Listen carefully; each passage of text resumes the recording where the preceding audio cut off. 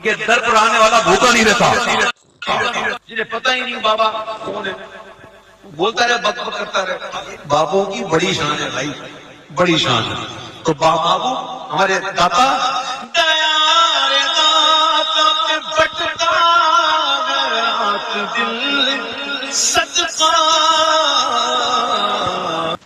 حضرت علی اجویری کا انہوں نے ذکر کیا. انہوں نے کہا یہاں یہ داتا صاحب کا صدقہ بٹ رہا ہے اویس رضا قادری صاحب نے. اب اویس رضا قادری صاحب کو پتا تو ہوگا کہ حضرت داتا صاحب کی جو کتاب مشہور ہے کشف المحجوب، جو کچھ ہم نے اس کے ساتھ کیا ہے، جو ان کے خادم رضوی صاحب جلسے میں یوں لہرا رہے تھے کشف المحجوب، اور کیا لہرا کے کہتے ہیں کہ داتا صاحب نے لکھا ہے کہ پہلا صوفی امت ابو بکر صدیق ہے. مجھے کتاب لے آئے ہو، کامل صوفی دیکھنا چاہتا ہے تو صدیق اکبر کو دیکھ.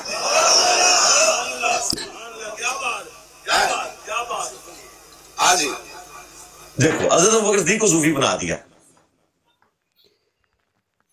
کوئی شرم نہیں، کوئی حیا نہیں. کہاں حضرت ابو بکر صدیق کی ڈائنامک لائف، اور کہاں تمہارے پتے کھانے والے، بغیر استنجے کے، بغیر کپڑوں کے پھرنے والے بابے، جہاد کے نام سے بھاگنے والے، اور کہاں وہاں زندگی جہاد سے عبارت. خیر وہ کشف المحجوب جو انہوں نے لہرائی ہے وہ ایگزیکٹلی وہی ہے جو ہم دکھاتے ہیں. اور بابا جی بھی دب کے رہے ہیں پوری زندگی. میری ویڈیوز ان کی زندگی میں 2 ہفتے کے اندر آلموسٹ 7 لاکھ لوگ دیکھ چکے تھے. وہ کشف المحجوب جو میں نے ایسے لہرا کے کہا تھا کہ بابا جی اس میں گستاخی ہیں، بابا چپ کیتا رہا، بولیا نہیں. بس ایک دفعہ اس نے حاضری لگوائی تھی. وہ ایک منڈا ہے نیٹ تے ہوندا ہے جڑا کہندا ہے لبیک کا کیا کرو، لبیک نہ کیا کرو، مرضی کہیے. وہ ایک بندہ سنا نیٹ پر وہ کہتا رہتا تھا ہماری خاتم کو لبیک کسی کا نہیں پتا. وہ بھی تھا، میں کیسے اس کو جواب دو، لبیک پر وقف کیوں کرتے ہیں؟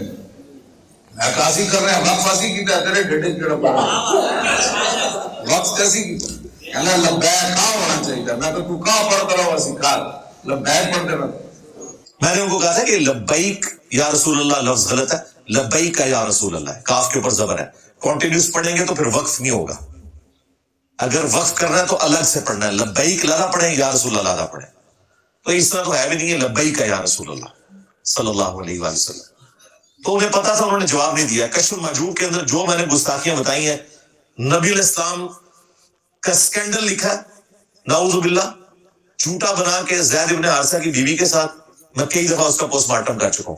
یہاں صرف میں اشارتاً بات کروں گا، وہ چیزیں میں ڈسپلے کروا دوں گا. پھر میں یہ اویس رضا قادری سے پوچھوں گا کہ ان بزرگوں کو تم مان رہے ہو، اور اگر یہ کہتے ہو ان بزرگوں کی کتابیں نہیں ہیں تو ان کی پرنٹنگ کرنے والے بزرگوں پہ، ترجمہ کرنے والوں پر، اور اس کی حرام کی کمائیاں کھانے والوں پر صدیوں سے، ان سب کے اوپر گستاخی کا فتویٰ لگاؤ.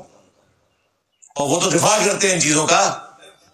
اسی کشف المحجوب کے اندر انہوں نے کہا کہ بازید کے منہ سے اللہ بولتا تھا جب وہ کہتے تھے سبحانی ما اعظم شأنی، میں پاک ہوں، میری شان کتنی بلند ہے. کشف المحجوب میں تو اتنے لکھا ہے، ان کے جو دوسرے بابا ہیں نا تذکرۃ الاولیاء والے، ان تو لکھا کہ وہ پھر اس حالت میں اس کے ساتھ یہ بھی کہتے تھے کہ محمد اور تمام انبیاء قیامت کے دن میرے جھنڈے کے نیچے ہوں گے. نعوذ باللہ. لوائی اعظم من لوائی محمد، میرا جھنڈا محمد کے جھنڈے سے بھی بڑا ہوگا قیامت کے دن. لکھا ہوا ہے. انہوں نے بھی دفاع کیا، جس طرح علی اجویری صاحب نے دفاع کیا نا کہ اللہ بول رہا تھا، انہوں نے کہا اللہ ہی بول رہا تھا نا کہ میرا جھنڈا محمد کے جھنڈے سے بڑا ہوگا. اور بھئی اللہ کا جھنڈا تو خود محمد صلی اللہ علیہ وآلہ وسلم کے پاس ہے. وہ پنڈی کے مفتی صاحب نے بھی باقاعدہ ویڈیو میں دفاع کیا کہ میں بھی اس کی تعویل کروں گا کہ یہ ان کے منہ سے اللہ بول رہا تھا اور اللہ کا جھنڈا محمد کے جھنڈے سے بڑا ہوگا. اس کے علاوہ اور بہت ساری جو ہے نا وہ تعلیمات ہیں. مثلا یہ جو مرزا صاحب جو ہے نا اپنی انہوں نے بنائے ہوئے لوگوں کو کہتے ہیں کہ میرا جھنڈا لوائی اعظم من لوائی محمد، میرا جھنڈا محمد صلی اللہ علیہ وسلم کے جھنڈے سے بڑا ہے. ٹھیک ہے. اب اصل میں یہاں یہ بیک بیرنگ جا رہے ہیں کہ یہ صوفیاء ٹرم کے تحت یہ لفظ بول رہے ہیں. ٹرم کیا ہے؟ وحدت الوجود. یہ خاص کیفیت ہے، جذب کی خاص کیفیت ہے، یہ کوئی عام بات نہیں ہے. اب میں اس کی تعویل کر رہا ہوں جو ہے نا لوائی اعظم من لوائی، میرا جھنڈا محمد کے جھنڈے سے بڑا ہے. صوفیاء یہ کہتے ہیں کہ یہ جس طرح حضرت موسیٰ علیہ السلام طور پہ گئے تو وہاں درخت میں سے آواز آئی انی انا اللہ رب العالمین. تو اللہ تعالیٰ بھوکے سے بول سکتا ہے، زبان ولی سے نہیں بول سکتا.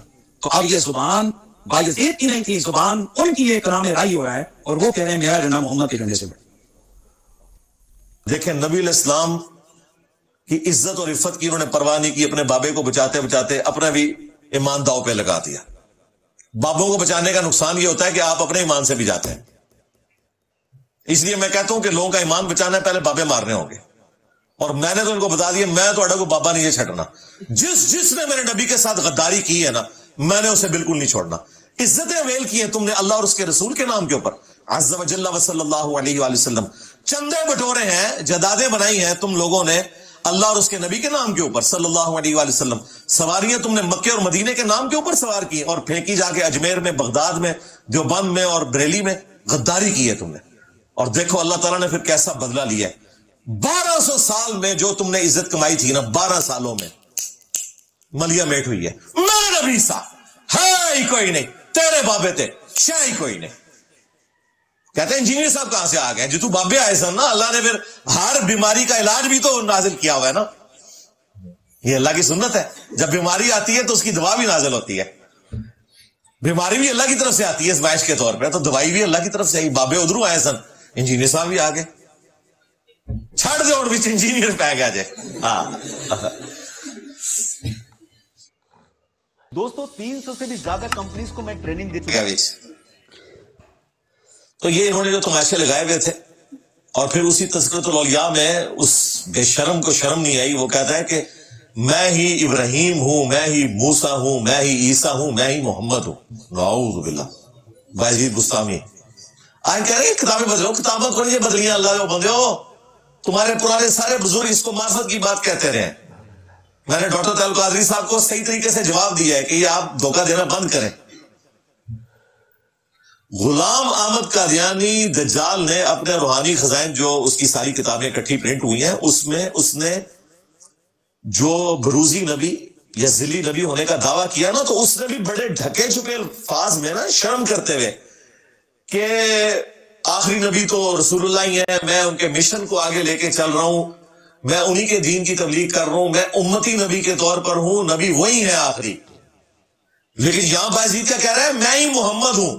ہاں اب مجھے بتائیں بڑا جرم کس بندے کا ہے؟ جب ہم یہ کہتے ہیں نا کہ یہ تمہارے بزرگوں کی جائز شیطانی اولاد تھا غلام احمد قادیانی دجال, ان کو برا لگتا ہے, تو میں بالکل جسٹیفائی ہوں.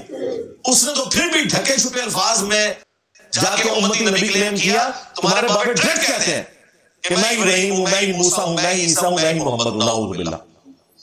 ہم کیا کریں اب ان کے اوپر؟ ان سے نازلہ نہ پڑھیں تو اور کیا کریں؟ لیکن صرف علمی اختلاف کر رہے ہیں اور آپ کی عوام کو بچانے کی کوشش کر رہے ہیں. یہ زخم میں نے آپ لوگوں کا اتنا چھیلنا ہے, اتنا چھیلنا ہے کہ کینسر بن جائے, تاکہ ہماری آنے والی نسلیں ان لوگوں سے بچ جائیں. ایک دوست تھی نا, ہم آیت پڑھتے تھے ایاک نعبد و ایاک نستعین. یہ آگے سے کہتے ہیں سلطان بہو نے کیا ہے, سن فریاد پیرا یا پیرا. وہ تو عبدالقادر جیلانی سے مدد مانگتے ہیں. سلطان بہو نے نہیں پتا ایاک نعبد و ایاک نستعین, جی نہیں سی پتا. لو ان کو ہی لحاظ نہیں, کوئی نہیں سی پتا, بالکل نہیں سی پتا, ورنہ ایک نہ کر کے جانتے ہو. بالکل نہیں سی پتا, بالکل ٹھیک کہہ رہے ہو, نہیں سی پتا. کیونکہ اگر آپ یہ کہنا آپ کو پتا تھا, پھر تو آپ اگنورنس کا بھی کوئی ایکسکیوز نہیں پیش کر سکتے. پھر تو کہیں گے یار بڑے بڑا شرک کر کے گئے, پھر بھی ہم کہتے نہیں پتا تھا. ان کو پتا ہوتا تو یہ کچھ نہ کر کے جاتے. اور اگر پتا ہوتے ہوئے کیا ہے تو بھائی ہمیں کوئی چیز مجبور نہیں کرتی کہ ہم کتاب و سنت کے مقابلے پہ کسی بابے کی بات کو حجت مان لیں. تو یہ آیات کے مقابلے پر شعر پیش کرتے تھے, مجھے مجبوراً پھر بابے مارنے پڑے. کہتے ہیں جی صاحب بابوں کے خلاف اتنے کیوں ہے؟ بھائی میں سمجھتا ہوں قرآن و سنت سمجھانے کے لیے پہلے بابے مارنا ضروری ہے. یہ تزکیہ نفس ہے, پہلے تزکیہ ہوگا, وَيُزَكِّيهِمْ, پھر اس کے بعد ہوگا وَيُعَلِّمُهُمُ الْكِتَابَ وَالْحِكْمَةَ. پہلے دلوں کی صفائی کرنی ہے, اس کے بعد کتاب و حکمت ان کو سمجھ آئے گی, کتاب و سنت ان کو سمجھ آئے گا. ادروائز آپ ان کی تدبیر نہیں کر سکتے, سیدھی سی بات ہے. آخر میں اپنی گفتگو کو کنکلوڈ, بخاری میں موقوفاً ہے, مسلم شریف میں 2005 نبی الاسلام جب کبھی بھی کوئی بھی تقریر کرتے, خطبہ دیتے, مسلم شریف کے الفاظ ہیں, نبی الاسلام کی آواز بلند ہو جاتی ہے, آنکھیں سرخ ہو جاتی اور غصے میں اضافہ ہو جاتا ہے جیسے کوئی جرنیل اپنی فوج کو تیار کر رہا ہے. اور اس کے بعد آپ فرماتے ہیں میں اور قیامت اس طرح ساتھ بھیجے گئے جس طرح کہ یہ 2 انگلیاں. اور پھر آپ کہتے अम्मा बाद फ़इन्न खैरुल हदीस किताबुल्लाह, आगाह हो जाओ इसके बाद कि सबसे बेहतरीन कलाम अल्लाह की किताब है। व खैरुल हदी हदी मुहम्मद सल्लल्लाहु अलैहि वसल्लम, और सबसे हिदायत याफ्ता रास्ता मोहम्मद सल्लल्लाहु अलैहि वसल्लम का है। व शर्रुल उमूरि मुहदसातुहा, और बदतरीन काम वो है जो खुद से दाखिल कर दिए जाए नबी इस्लाम को छोड़कर। व कुल्लु मुहदसतिन बिदअ, ये तमाम नए काम बिदअतें हैं। व कुल्लु बिदअतिन दलाला व कुल्लु दलालतिन फिन्नार, ये तमाम बिदअतें गुनाहियां हैं और तमाम गुनाहियां जहन्नम में ले जाने वाली हैं। ये जहन्नम के जो अल्फाज हैं वो इसी हदीस में सुनने नसाई में है, बाकी सारे अल्फाज सही मुस्लिम के अंदर मौजूद है और बुखारी में मौकूफन इब्न मसूद से भी है। तो नबी इस्लाम ने तो हमें ये तालीम दी है कि हमने किताब और सुन्नत को फाइनल अथॉरिटी मानना है और सिर्फ उन बाबों को मानना है जो किताबों को मानते हैं। जो किताबों के गद्दार हैं उन बाबों की कोई इज्जत नहीं होगी। मुझे बताया, आप किसी आलिम की, किसी बुजुर्ग हस्ती की इज्जत क्यों करते हैं कि ये हमें अल्लाह रसूल के साथ जोड़ेगा? जाती तो हमारे को किसी के साथ रिश्तेदारी नहीं होती। मुझे बताया, अगर वो अल्लाह रसूल का गद्दार निकला है, अब मैंने उसकी बुजुर्गी को क्या करना है? लिहाजा हम सिर्फ उन बाबों को मानेंगे जो किताबों को मानेंगे। देखें, इमाम मुस्लिम, इमाम बुखारी, ये कोई हमारे अबौजात तो नहीं है, हमारा तो इनसे कोई रिश्ता भी नहीं बनता। 1200 साल बाद उनकी औलाद ने अपने टेबल के ऊपर कोई उनकी किताबें नहीं सजाई नहीं है, वो तो पता नहीं कहां होगी। हम उनकी रूहानी औलाद हैं कि हमने आज भी उन्हें एहतराम दिया हुआ है। हम उन बुजुर्गों के, उन बाबों के मानने वाले हैं जो किताबों के मानने वाले हैं, और जो किताबों से गद्दारी करें, जो अल्लाह रसूल से गद्दारी करें, तो उनकी इज्जत